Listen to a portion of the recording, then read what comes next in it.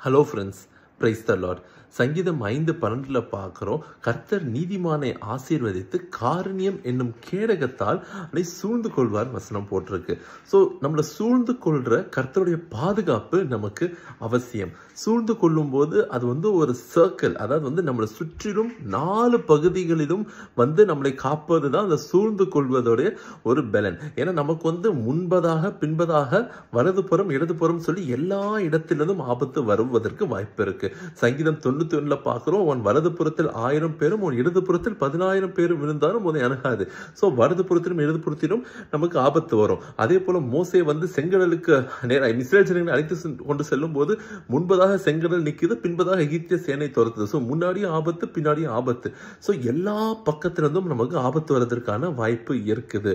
பிசாசானவன் எவனை கொள்ளலாம் என்று வகை தேடி சுத்திக்கிட்டு இருக்கான். அவன் 7 வழியில நம்மளை அவன் என்ன பண்ணுவான், தாக்குவதற்கான வழிகளை அவன் தேடிக்கொண்டே தான் இருப்பான். அவன் மனுஷங்களை அனுப்பி தேடுவான்.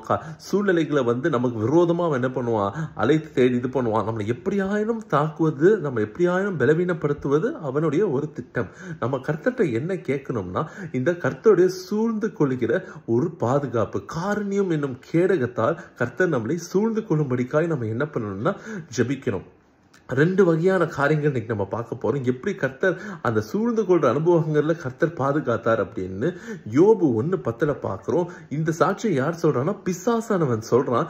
நீங்க யோபு சும்மா யோபு உங்களை ஆராதிக்கல, யோபுடைய எல்லா காரியங்களையும் நீங்க சுற்றி வேலி எடுத்திருக்கீங்க அப்படின்னு.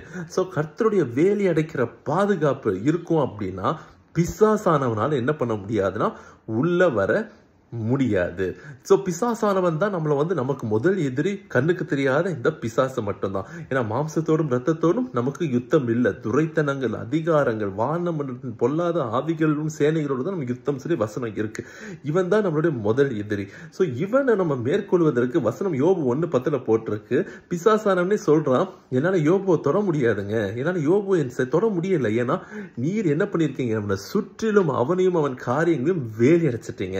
ஸோ கர்த்தர் வேலி அடைக்கும் போது முதல் என்ன அப்படின்னா, நம்முடைய ஆசீர்வாதங்கள், நம்முடைய குடும்பம், நம்முடைய காரியங்கள், வேலை எதையும் என்ன பண்ண முடியாதுன்னா பிசாசு தொட முடியாது.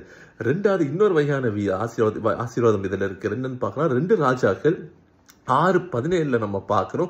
எலிஷா இப்பொழுது என்ன சொல்றான், ஒரு பெரிய திரள் சேனை என்ன பண்ணுது, அவனை பிடிப்பதற்காக பெரிய ஒரு ஆர்மி வந்திருக்கு.